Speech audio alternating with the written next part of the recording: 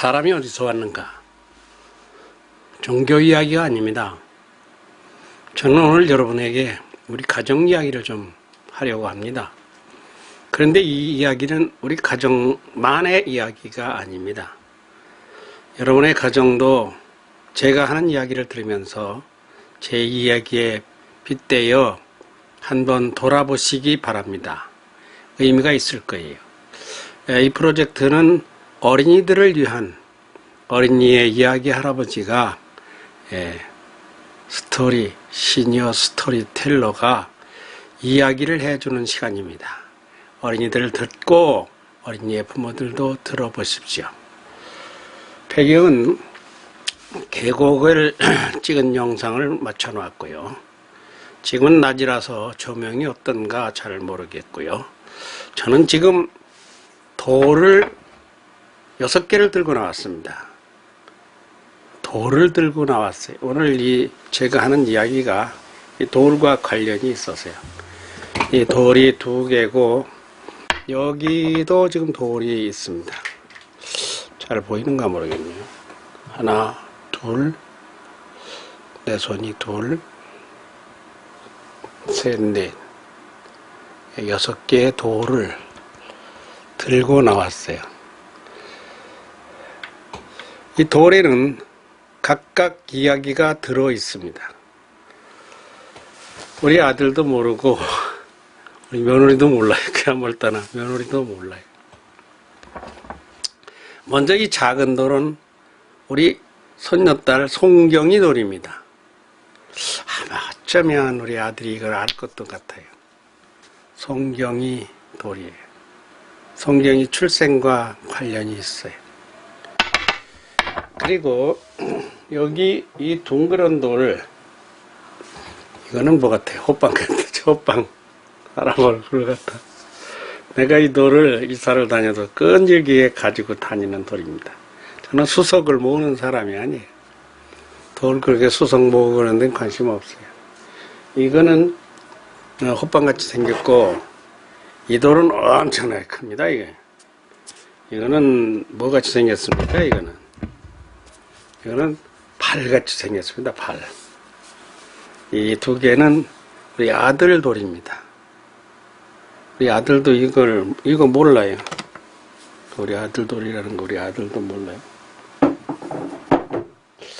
여기에 이 단단한 돌이 있는데 이건 옛날에 우리가 차돌이라고 불렀습니다. 차돌. 그리고 이 검은 줄이 간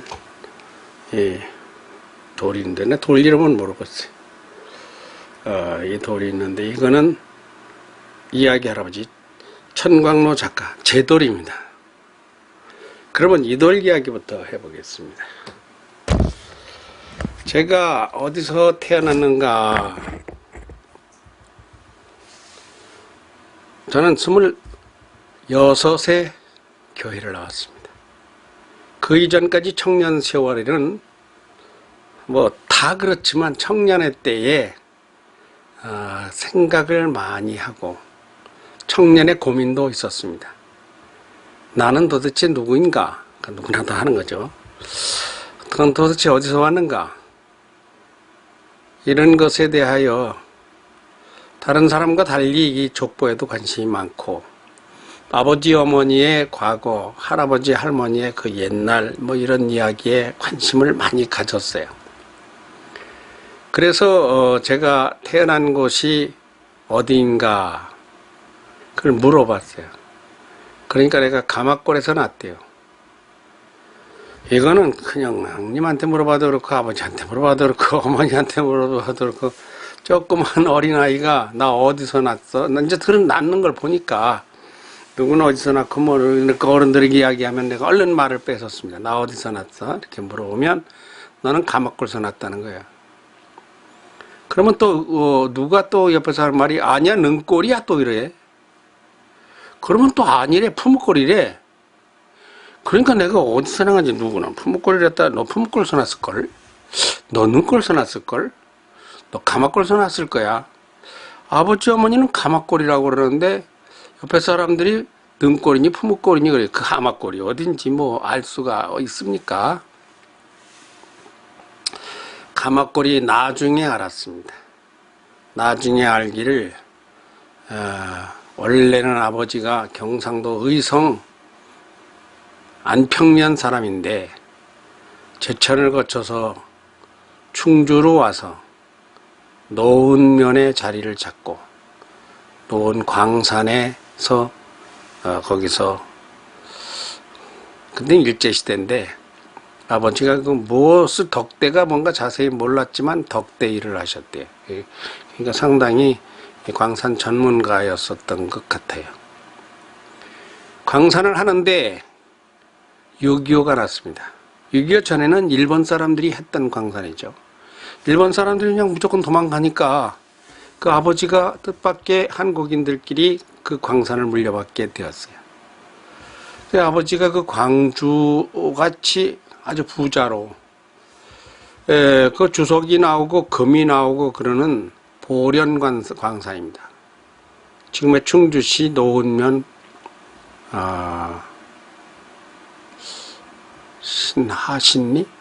신하리 하여튼 거기가 가마골이라는 데가 있어요. 나중에 가봤어요. 나중에 거기는 전기가 일제시대 때부터 들어왔습니다. 사람이 많이 살았으니까 광산이 일본 사람들이요 광산하고 농산물하고 이거 뽑아가는데 아주 그냥 도 같아가지고 광산 지역에는 굉장히 발전을 시켰어요. 그 철로도 막 농촌 지역에는 철로, 광산 지역에는 그 전기, 광산이야 뭐 금 같은 거야 뭐 철로가 그게 필요 없지만 농산물은 철로로다가 막 실어가야 되니까 그럴 적에 그 번화한 도시에 그 가마골이라는 골짜기에는 많이 살 때는 1000호가 살았다고 그래. 1000호가. 그리고 바로 옆에 장이 서고 그 옆에 장터가 번성을 하고 그랬던 거기에서 많은 사람들을 직원으로 두고 광주로 계시던 아버지 집에서 부자로 컸어요. 그런데 부자는 뭐 저는 기억이 없어요. 다만 우리 위에 형님들은 부자의 그 어릴 때의 부를 누렸습니다. 당시 양복을 입고 구두를 신고 그러니까 남대문으로 종로로 금을 납품을 했으니까 상상도 못하게 부자죠. 근데 내가 태어나고 나서 3년 있다가 딱 6.25가 난 거예요. 그러니까 그 밀려 내려갔어요. 밀려 내려가니까 그 땅이 그 지역이 공산 치하가 되니까 그러니까 어쩔 수 없이 이 인민군을 피해서 아버지가 자꾸 몸을 숨겨야 됐는데 몸을 숨기면은 막 총을 가지고 집에다 쏘면 집채를 이쪽 총알이 저쪽으로 막 뻥뻥뻥 뚫려 나갔었다고 그래요. 그리고 광산 앞에다가 막 폭탄을 터뜨리고 천상 나와라 천상 나와라. 그래 붙잡히면은 꼼짝을 못하고 죽인다고 하니까 소 잡아내라 닭 잡아내라 소를 여러 마리를 잡고 돼지 뭐 어디서 가서 돈만 주면 그들이 실어 온대요. 그래서 가서 소를 잡고 도저히 안 되겠어서 거기를 전쟁 중에 금만 짊어지고서 사촌 형들 장성한 형들에게 괴짝에 금을 짊어지우고 그때 당시에 재봉틀이 그때는 더 큰 재산이었던가 봐. 재봉틀이랑 가지고 거기서 떨어져 있는 곳으로 이사를 온 겁니다. 어디로 갔는지 찾다가 그냥 그들이 그 광산을 그 사정없이 천상 안 나온다고 집을 다 막 포획을 터뜨리고 광산 아구리를 포탄을 터뜨려서 다 메우고 나중에 전쟁이 끝났지만 다시 복구할 수가 없었고 저는 그 광산에서 부자인 상태에서 태어났지만 부자인 나를 몰랐어요. 부자인 생활은 어릴 때는 안 했어요. 형님들은 그 부를 상당히 누렸다고 하더라고요. 이 얘기가 너무 길어지면 안 되고 바로 내 얘기로 들어가야 됩니다. 돌 얘기로 가야 돼요. 지금 돌 얘기가 하는 게 바빠요. 세 터머를 해야 됩니다. 세 가지를 해야 돼요. 제 이야기, 아들 이야기, 또 성경 이야기, 출생 이야기입니다. 뭐 성경 이야기 아니고 그냥 이야기예요. 여러분의 가정 이야기도 되는 거예요. 세월이 흘러서 1995년, 4년 요때쯤인 것 같네요. 제가 제 출생과 곁들인 뭐라고 할까요? 명상여행을 떠났습니다. 우리 아들은 그 기억을 못할 거예요. 차에 조수석하고 뒷좌석을 뜯어내고 거기다가 스티로폼을 깔고 베개를 갖다 놓고 책을 갖다 쌓아놓고 그렇게 하고서 명상여행을 떠나는데 몇 박 며칠인가 하면 11박 13일입니다. 11박 13일을 차에서 자는, 그러면서 글을 쓰는 그러한 글, 문학, 명상, 그리고 나의 출생, 이런 것에 대한 11박 13일 동안의 금식 여행을 떠났어요. 그때에 우리 아들이 군대가 있었는가, 군인이었었던 것 같으네요. 그때 시기가. 아닌데 그때는 우리 아들이 군대 가기 전도 갔고 96년인가? 제가 96년 7년에 군대를 간 것 같은데 그때쯤이에요. 잘 모르겠어요. 그거 날짜를 써놔나 뭐예요. 그때에 제가 5권의 책을 썼습니다. 5권이 아니고요. 2권의 책이네요. 강화력이라고 지금 가지고 있어요. 다시 말하면 내가 태어난 거기에 가서 탁구공에다가 매직으로 글씨를 써서 강화도까지 가는 물줄기를 따라 간다고 한 50개나 100개를 뿌려놓으면 그 물줄기를 따라 그 탁구공이 가는 것을 따라서 내가 가려고 물줄기 따라 강 따라 하여튼 별난 여행을 한 거죠. 가다가 밤이 되면 그냥 잤어요. 식사는 금식이니까. 그래서 결국은 강화도까지 가더라고요. 그 물이. 어떤 내를 거치고 어떤 내를 거치고 어떤 강을 거치고, 그래서 결국은 저 청평으로 해서 팔당댐으로 해서 여의도를 돌아 김포나루를 거쳐서 임진강과 만나가지고 그래서 강화도로 들어가더라고요. 강화도까지 갔었어요. 그래서 강화력이에요. 그 이야기도 아닙니다. 실제는 바로 요 이야기입니다. 나는 어디서 났는가? 내가 태어났다는 가마골을 다시 가보기로 했어요. 한 번 지나는 가본 것 같은데 그게 내가 태어난 곳을 안 가지더라고요. 어떻게 돼서. 우리 세대가 그렇게 정신이 없이 살았어요. 그래서 거기를 참 가면서 거기서 강화력에다가 동경 몇 도, 북위 몇 도 그 지점을 초까지 착착착 써가지고 그 지점을 딱 가서 찍었어요. 가마골로 들어섰습니다. 뭐 입구가 그렇게 좁아요. 바위가 막 이렇게 있고, 근데 그 안에 집이 2채가 산다고 하더라고요. 2집이. 그래 이제 들어가는 길에 보니까 왼쪽에 옛날에 금방앗간 하던 금방앗 찢던 건물이라고 부서진 게 왼쪽에 상당히 학교 건물보다 반쯤 되는 것이 있더라고요. 그래 거기를 지나서 그 안으로 들어가는 이제 경사가 굉장히 높아요. 그러니까 그 위에가 아주 꼭대기가 광구인데 광구가 여러 개가 있었다고 하는데요. 혼자 간 거예요. 물론 아버지 어머니는 다 돌아가셨고 이제 나이는 들어서 나의 뿌리를 한번 생각해 본다고 거기를 간 거예요. 갔더니 집이 2채 있는데 첫 번째 집은 사람이 비었어요. 오른쪽에 있는데. 2번째 집은 가니까 그 냇물이 흘러가는데 냇물 건너 쪽에 집이 한 채 있는데 거기도 집이 비었어요. 사람은 없는데 그 집은 안 사는 것 같고 이 아랫집은 사는 것 같은데, 그런데 오른쪽 편으로 계단으로 축축축축축 터가 있는데 거기가 바로 사람들이 이렇게 많이 살던 그 광산촌 주택이 있던 자리. 그리고 그 산은 보련산입니다. 보련산은 고구려 시대에 장미산성이 있는 곳이고요. 거기는 바로 보련산 너머에는 남한강이 있으면서 거기에 중앙탑이 있고 고구려 유적지가 많이 있고요. 또 그 산을 앙성면으로 넘어가는 그 사이가 경계에는 궁망산입니다. 바라보이는 산은 궁망산이에요. 나라 국자 바라볼 망자.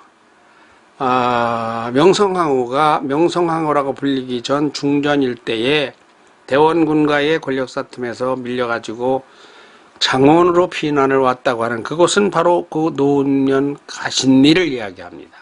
근데 장원이라고 그냥 그렇게 기록이 나와서 장원을 하는데 정확한 거는 가신리. 거기에 보면 유호담 우리 스승님이 세우고 뭐 노래 가사도 만들고 매일 그 산에 올라가서 저쪽 여주벌판 쪽을 그 산이 없어요.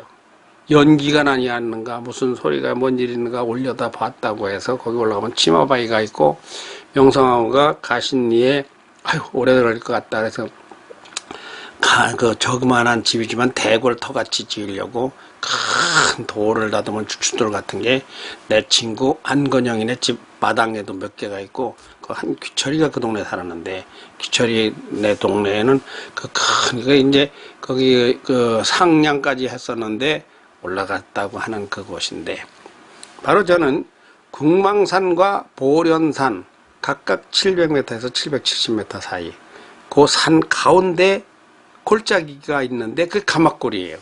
거기서 태어난 거예요. 그 윗집에는 가보니까 그 큰 벌집이 엄청난 게 그 춘추에 붙어 있습니다. 내가 그걸 보고 얼마나 놀랐나 몰라요. 그러니까 그 집에 사람이 안 사는 지가 좀 됐나 봐요. 아랫집에는 사람이 비었고 차를 가지고 거기를 가서 우리 아버지 어머니가 여기서 나를 낳았다. 그러면 내가 태어난 그 방은 어디지? 야, 그거 궁금하대요. 근데 흔적을 모르겠어요. 폐허가 돼가지고 다 끝났으니까. 아버지 어머니가 계시면은 여기가 집터다. 여기가 집이 요런 모양으로 있었다. 그리고 여기서 너를 낳았다. 우리 아버지 어머니가. 그러면 그 계곡에서 내려오는 그 물을 먹고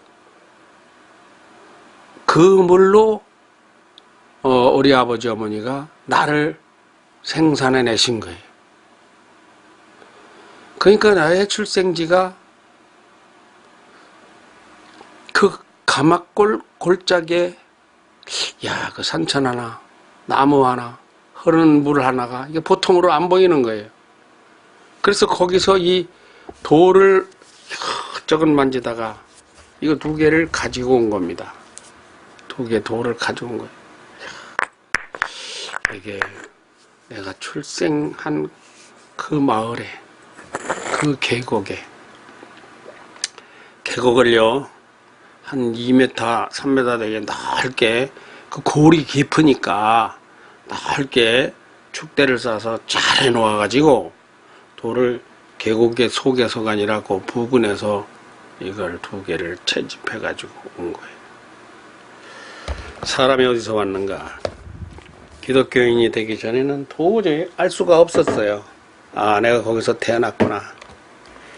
내가 맞아 거기 사람이야. 세월이 흘러서 이미 그때는 제가 아들도 나누었고 딸도 나누었을 때입니다. 우리 아들은 신탄진에서 났어요. 나중에 세월이 많이 흘러서 몇 년도인가는 모르겠어요. 우리 아들이 낳고 나서 그건 알겠네요. 전두환 대통령이 와가지고 80년인가 81년도에 대청댐을 준공식을 했습니다. 박 대통령 때 그걸 착공해가지고 기공해가지고 81년도인가 80년인가 하여튼 신건부 때 전두환 대통령이 와서 대청댐을 준공식을 했어요.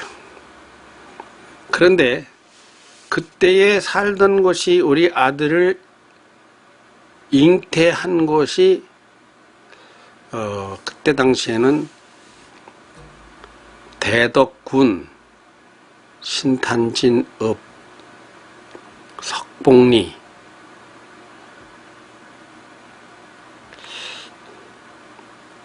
그 양반들이 하여튼 그 이름을 잊어버렸네. 철로가에 경부선 철로가에 덕암리로 넘어가는 철로가에 거기에서 우리 아들을 임신을 했습니다. 샘물을 먹지 않고 수돗물을 먹었어요. 수돗물을 먹었으니까 그 물이 어디서 왔는가? 그 물이 대청댐을 막아서 지금은 대청댐을 막았어도 여전히 흘러서 금강으로 내려가죠. 그렇게 했으니 공주 쪽으로 갈 거니까. 가만히 생각해 보니까 우리 아들이 신탄진 삼정리 그 위로 흐르는 그 물에서 받아서 올린 그 물을 먹고 아들을 낳은 거예요. 야, 여기서 이 물이 우리 아들을 낳았다. 나중에 대청댐이 만들어진 후에 그 밑에 대청댐 보조댐 밑에 가서 이런저런 생각을 하다가 이게 내가 나중에 세월이 흘러서 어디 가서 어떻게 살을지 모르는데 아들 어디서 낳았어? 그렇게 하면 아들 어디서 낳았다고 신탄진이냐? 그 신탄진은 어디야? 내가 그렇게로 말하면 약도까지 다 그려야 돼요. 아니 뭐 그릴 수 있어요. 어렵지도 않아요. 지금은 그 집이 없더라고요. 아들을 낳은 곳을 말하려면 출산한 곳과 잉태한 곳이 다르죠. 간단합니다. 그때는 우리 아들 낳은 곳은 경부선 철로가 이렇게 지나가는데 여기 신탄진역이 있습니다. 역. 그리고 이리 넘어가면은 제조창 앞에 육교를 철로를 넘어가는 육교가 있어요. 여기에 그전에는 이게 철로를 그냥 걸어서 다녔습니다. 걸어서 넘어갔어요. 지금 못 걸어가요. 여기 넘어가면은 언덕이 이렇게 있고 이 언덕에 지금 교회가 이렇게 있고 요 밑에 넘어가자마자 논가에 집이 애딴 집이 있었어요. 이 집에서 우리 아들이 생겨난 거예요. 그러고서 낳지를 않았습니다. 그래서 낳지를 않고 어디로 갔는가 하면 여기 조금 가면 중앙중학교가 있어요. 중앙중 뒤에 이름이 뭐더라? 광운이네. 광운이가 일교보다 한 5살 정도 많습니다. 한 5, 6살 되더라고요, 얘가. 얘네 집 옆방으로 갔습니다. 이거 안채 말고 옆방. 여기 바로 중앙중학교 바로 옆에 여기 집이 한 채 이렇게 또 있고 길이 있고 이건 언덕이고 광운이네 집으로 갔는데 광운이 집에서 얼마 못 살고 요 밑에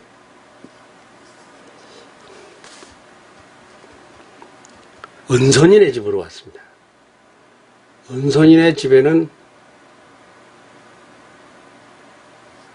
요런 긴 방이 하나, 둘, 은선이네가 여기 살고 요 부엌방까지 4집이 살았어요.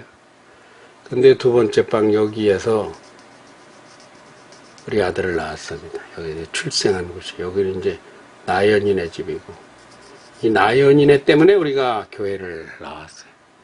나연이 엄마가 우리 일교 엄마가 아기를 낳는데 없고서 신탄진 여기 교회 말고 이쪽에 제1교회에 같이 가자 또 부흥회를 한다 들렸다가 온 것이 계기가 돼서 여기서 우리 아들을 낳았어요. 저 집을 가보니까 이 앞에 큰 집을 져가지고 들어가 보기가 좀 나쁘게 돼 있더라고요. 이게 은선인의 집입니다. 은선인의 집. 그러니까 이 여기는 할아버지 할머니가 사는 집인데 안채가 이렇게 있고 우리는 요 방에서 살았어요. 여기서 살았어요.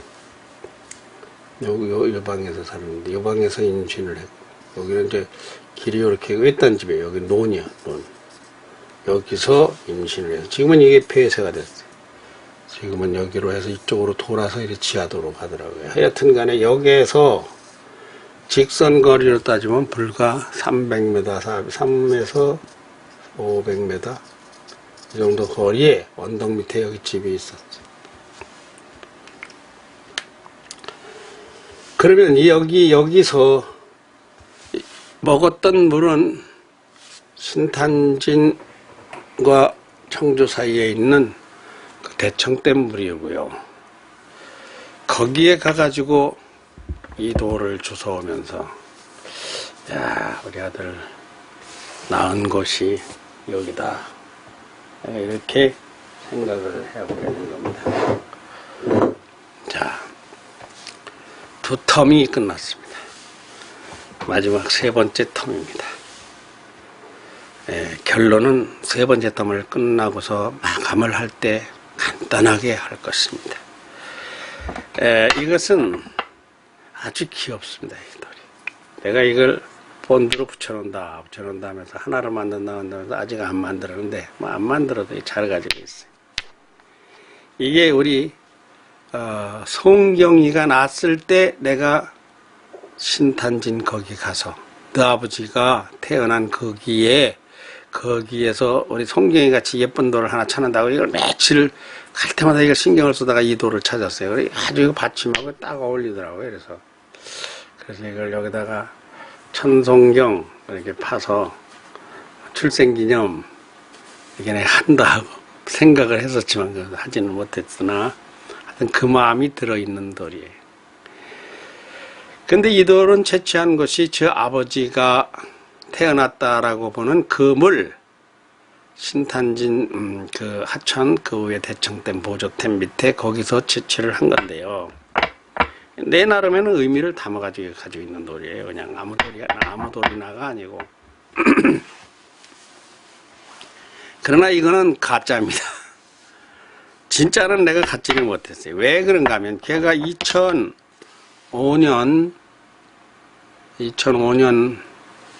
6월인가 태어났는데 내가 어떤 책에다가 그 이야기를 좀 길게 쓴 편인데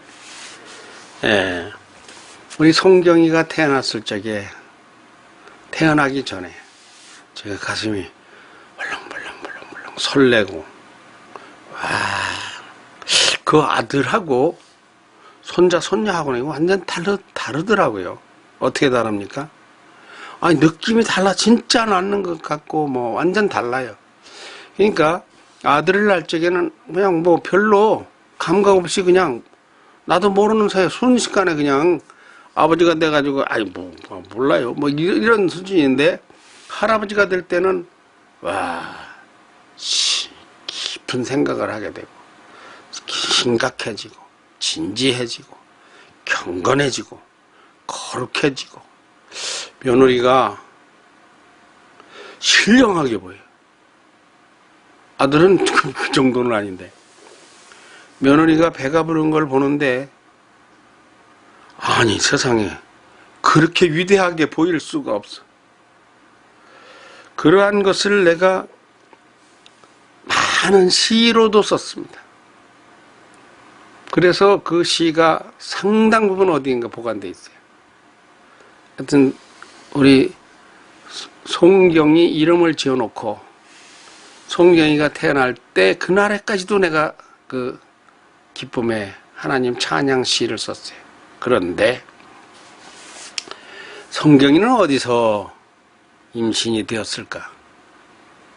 이거를 내가 며느리한테 물어볼 수도 없고 아들한테 물어볼 수도 없어요. 그래서 그걸 역산을 해봅니다.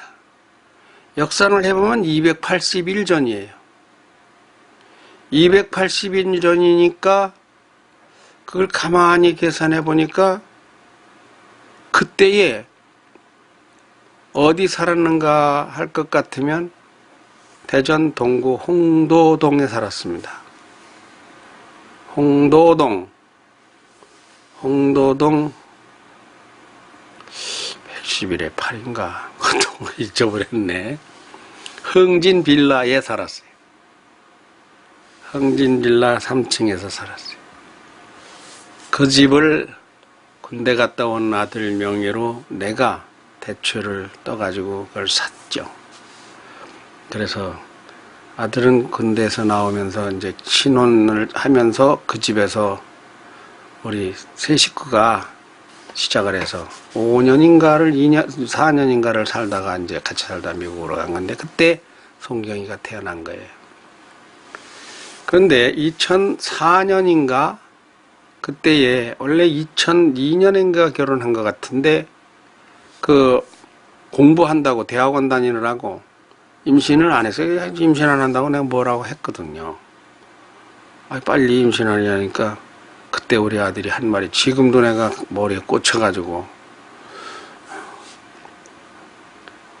이 혜선이가 우리 며느리 이름이 혜선이가 아버지 손자 놔주려고 시집 온 건 아니잖아요. 와 근데 왜 그렇게 그 말이 아픕니까? 그걸 내가 말 안 했어요 지금까지. 아유 아니지. 그런데 틀림없는 사실은 생산을 안 하려면 시집을 갈 이유도 없고 올 이유도 없고 생산을 안 한다고 결혼을 안 하는 것은 하나님 법의 위반입니다. 동식물도 산천도 초목도 식물도 모든 곡식도 다 열매를 맺어 후손을 낳습니다. 뭐 그런 얘기 그때는 할 뭐가 안 됐고 그러다가 임신을 했는데 어디서 임신을 했는가 아무리 생각해도 나 혼자 생각인데 머리가 복잡한데 얘들은 독일서 임신을 한 것 같아요. 그 전해에 우리 아들이 특파원으로 여러 나라를 순회하고 다녔습니다. 그러니까 미국도 가고 뉴욕으로 테네시주로 브라질도 가고 뭐 저쪽 하여튼 남미도 가고 유럽도 가고 그 상해도 가고 여러 나라 일본이고 여러 나라를 다녔어요. 그 대전시에서 세계의 교통 환경을 취재를 해다 달라고 특별 경비를 지원을 해줘가지고 그걸 가지고 우리 아들이 특파원 비자를 들고 그렇게 여러 나라를 다녔어요. 근데 유럽을 갈 적에 우리 며느리가 따라갔습니다. 자기들 돈 좀 보태가지고 따라갔어요. 가게 되는 시청에서 나온 돈에 덕도 좀 받겠지. 방은 그냥 같이 써도 되니까. 그거 가지고 모질한다 하더라고요. 그러면서 취재를 독일, 스위스, 프랑스, 또 이태리 이런 유럽의 영국은 갔나 모르겠네. 아무튼 지금 이야기하자는 게 뭐냐. 시기적으로 시드니가 아니고 뉴질랜드도 아니고 미국도 아니고 유럽 거기하고 맞더라고요. 걔가 일지가 있어서 맞춰보면 어떤 거나 모르겠어. 나는 잊어버렸어요. 그렇다면은 스위스의 알프스 산맥에서 나오는 그 물을 먹고 스위스에서 잉태가 되었을까? 아니면 독일의 라일강 물을 먹고서 잉태가 되었을까? 아이고 그러다가 머리가 복잡하고 헷갈려가지고 에라 모르겠다. 내 아버지가 신탄진 대청댐 그 밑에 흐르는 그 물줄기에서 나왔으니까 너 출산할 때 내가 이거를 두 개라고. 이게 내 기념이야. 내 출산 기념이야. 이 세 가지 이야기를 마쳤습니다. 방송 순서가 다 끝난 게 아니고요. 여기서 이 일을 시청하시는 여러분도 내가 태어난 곳을 한번 이렇게 생각해 보는 거 의미가 있지 않을까. 또 아들이 태어난 곳 다시 한번 되새겨보면 의미가 있지 않을까. 또 손자, 손녀가 태어납니다. 그거 어떻게 태어났는가. 가만히 생각해보면 의미가 있지 않을까. 그런데 이 대목에서 제가 지금 하려고 하는 것은 사람은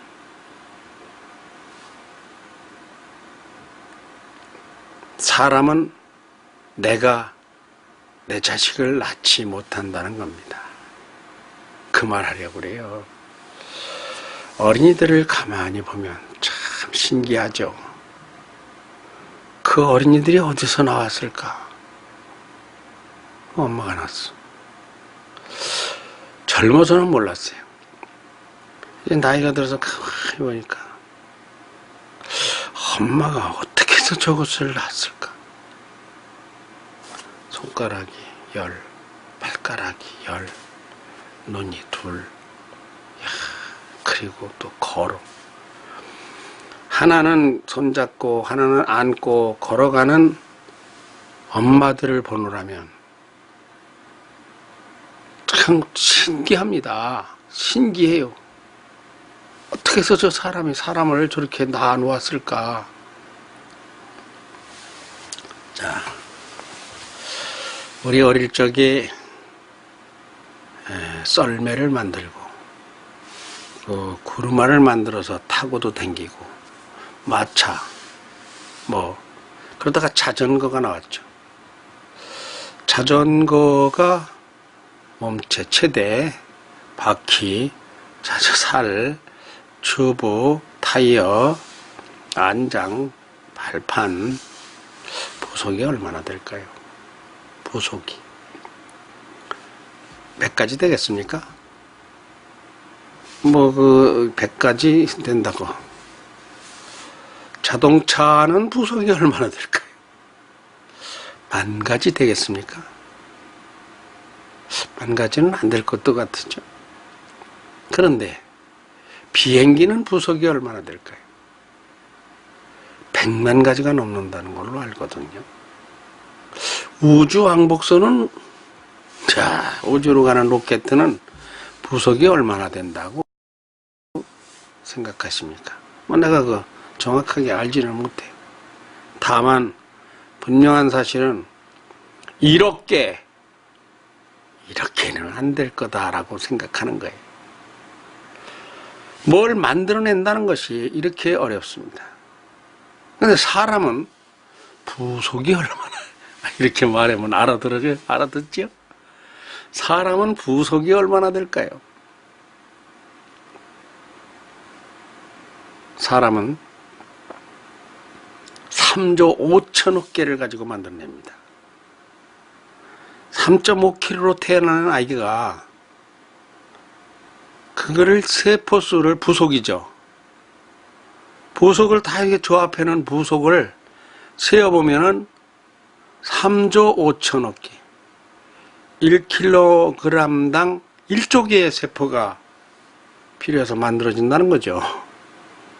야, 이거 도대체 어떻게 된 건가, 이것이. 그런데 이거를 280일로 나눠보면 하루에 3.5kg 잡고 3.5kg, 6kg 잡고 보통 왜 3.5kg가 평균이고 3kg 이하면은 좀 작다 그러고 4kg 장군 났다고 그러잖아요. 그걸 이렇게 계산해 보면 하루에 120억 개씩의 세포를 뱃속에서 엄마가 아이에게 공급시켜 준 것입니다. 120억 개. 나는 그런 계산을 해보면서 이런 것을 어디엔가 글로 쓰면서 엄청 놀랐습니다. 그러면 그 엄마가 하루 밥 3끼 먹고 잘 먹어봐야 돼지고기 한 200g 먹고 과일 이것저것 해서 한 7, 8개 먹고 그리고 국 먹고 배추김치, 된장 그거 먹는다고 자식이 다 만들어져요? 그거 아니잖아요. 제가 한번 이야기했습니다만서도 사람을 만드는 데 있어서 가장 중요한 것이 이 난자 철갑옷을 뚫는 거예요. 철갑옷. 이게요. 이게 안 뚫히는 겁니다. 이게. 정자가 가서 여기 창을 들고 앞에 창을 꽂고 가서 여기서 박치기를 하는데 이게 안 뚫혀요. 그냥 뚫는 게 아니에요. 정자 뒤에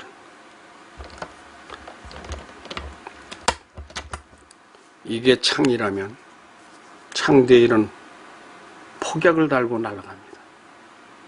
아유, 공부하면 엄청 재밌어요. 이걸 가지고 날아가서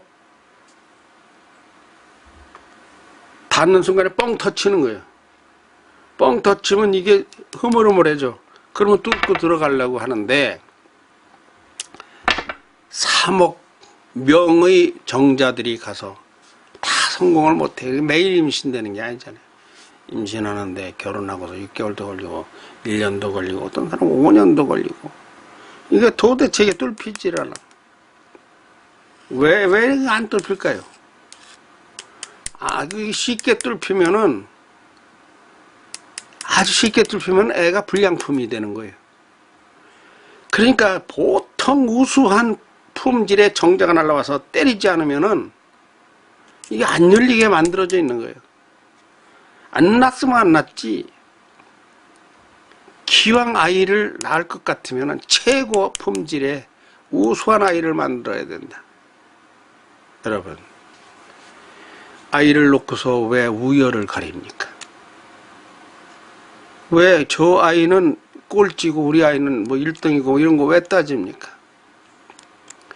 이 만들어진 어린이는 누구라도 그 어린이에게 아주 가장 어린이에게만 있는 특징을 가지고 있습니다. 자, 이렇게 해서 이제 이게 뚫고 들어갔어요. 뚫고 들어가면 이 씨가 우리 성경에서는 겨자씨 얘기하죠. 불경에서도 겨자씨 얘기해요. 겨자씨 속에 우주라는 게 있어요. 불경에. 그 무슨 경이더라? 불경 속에 보면 겨자씨 쪽에 우주가 들었다는 거예요. 좁쌀 속에 우주가 들었다는 얘기. 여기 들어가서 입덧을 얼마나 할까요? 엄청나게 입덧을 하죠. 왜 입덧을 할까요? 입덧 많이 하는 것은 그것이 이제 완성돼 가는 겁니다. 입덧 없이 가만히 그냥 편안하게 낳을 것 같으면 그 아이가 강질이 아니에요. 입덧은 어떤 경우에 많이 합니까? 극과 극일 때. 남녀는 알고 보면 극과 극입니다. 뭐 생긴 것도 극과 극이고 성분도 극과 극이고 이 생리적인 형상, 출산, 임신, 잉태 여기에서는 극과 극이에요.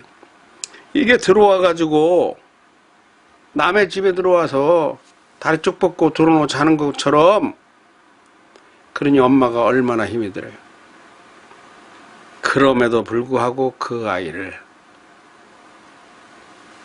임신되었다 하면 반기고 힘들어도 웃으면서 또 태교를 하네, 독서를 하네. 그러면서 하루 100억 개 이상 되는 것을 공급해서 기르는 겁니다.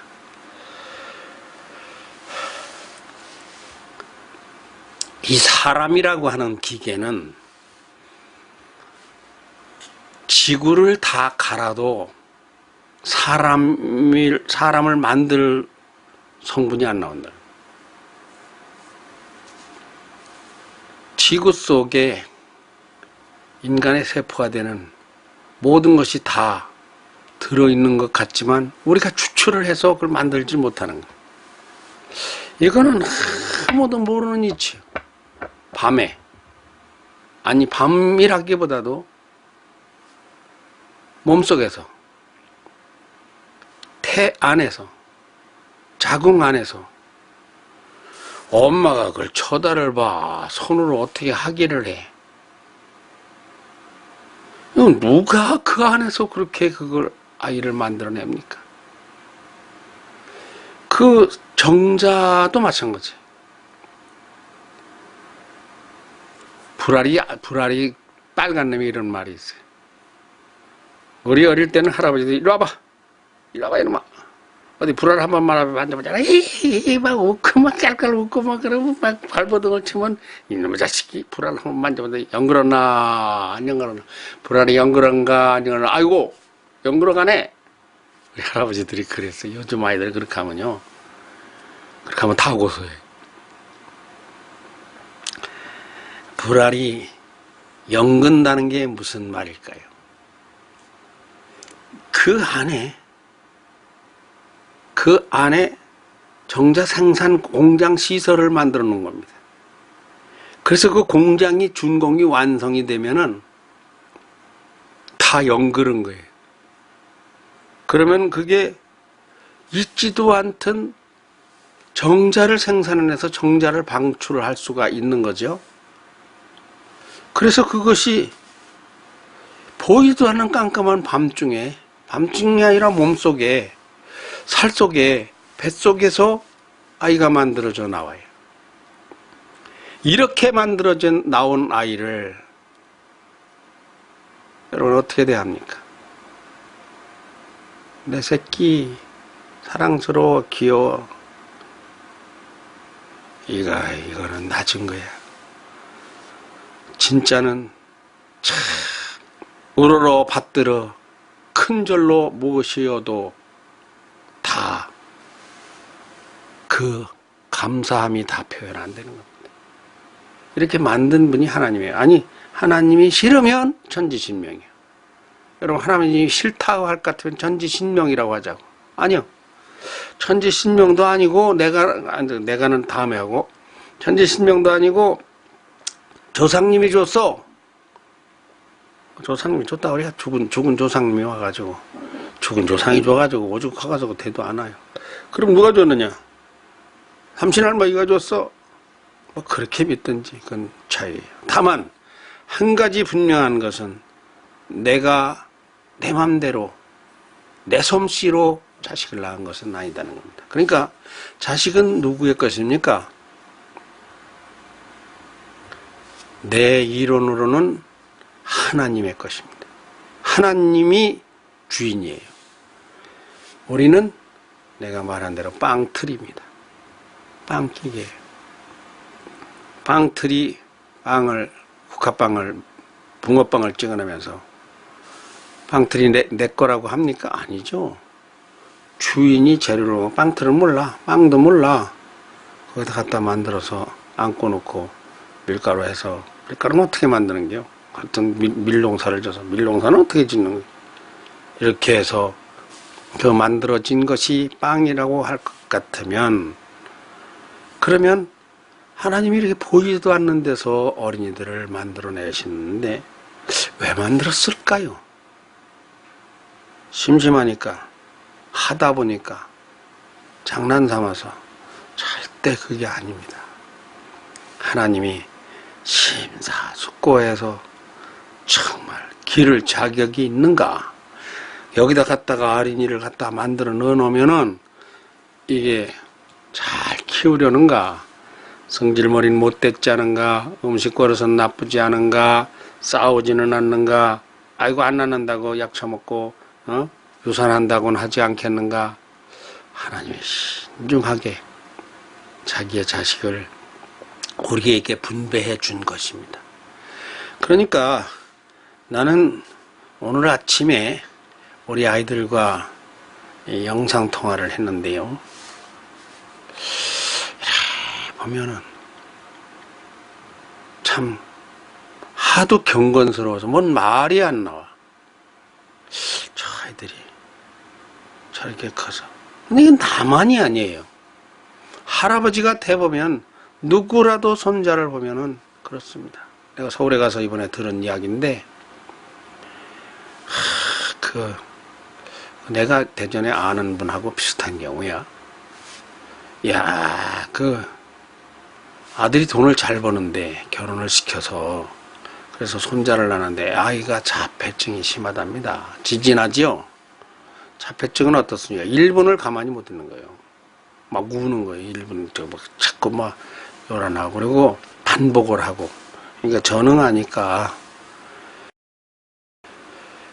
근데 그 아들이 그 며느리에게 사회복지 학을 공부하라고 아주 똑같아. 공부하라고 그걸 돈을 주고 한 달에 500만 원씩 꼭꼭 줬대요. 근데 다시는 애 안 낳는다고. 그래서 애를 감당을 못하니까 할아버지 할머니가 갖다 기른 거예요. 계속. 그 이제 학교를 들어가게 됐는데, 그런데 그 애 엄마가 드디어 이혼을 한답니다.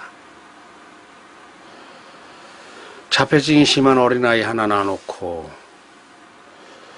걔가 이제 8살이면 얼마입니까? 돈을 한 10억 버는 대로 갖다 이렇게 줬는데 돈은 한 푼도 없이 해놓고 아이는 할아버지 할머니가 키우고, 근데 이혼한다고 이혼 접수를 한대요. 그러니까 어떡하겠어. 할아버지 할머니가 말리도 못하고 치기도 못하고 살리도 못하고 사정을 해서 될 일도 아니고.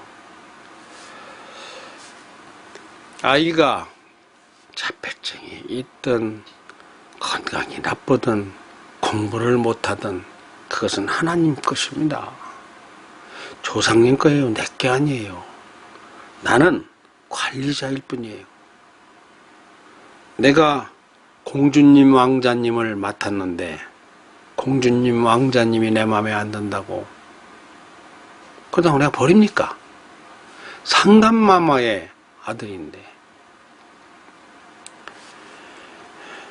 제주에 가서 이 어린이들을 새로운 눈으로 보려고 합니다. 아니, 앞으로 남은 날 동안에 참 어떤 사람은 국회의원 출마한다고 지금 준비하고, 어떤 사람은 정당을 만든다고 저 난리를 치고, 어떤 사람은 장관도 하고, 어떤 사람은 대학교 총장도 하고, 어떤 사람은 엄청난 재벌 회장도 하는데, 나는 뭔가? 나는 아무것도 하는 게 없어요. 왜 이렇게 무능력하게 태어났는가? 그런데 저에게는 메시지가 있습니다. 어린이가 존귀하다. 어린이를 절대로 평가를 절하하지 말아라. 우리 아들이 얼마나 위대한가에 대하여 내가 인정하지 않으면 아무도 인정하지 않습니다. 아버지가 제 형편없어 이러면은 누가 걔를 형편없는 애를 데려다가 뭐 가르치려고 하고 키우려고 하고 그걸 뭐 누가 채용하겠어요. 쟤에게 잘하는 게 있습니다. 단지 그 부모가 그걸 발견을 못해 나한테 보내세요. 내가 그 어린이하고 일주일이나 열흘만 같이 어울려 있다 볼 것 같으면 그 어린이가 잘하는 것을, 그 어린이에게는 재능을, 영재성을, 우리 GAT 명예를 걸고, 제주 초영제 인하학당이죠.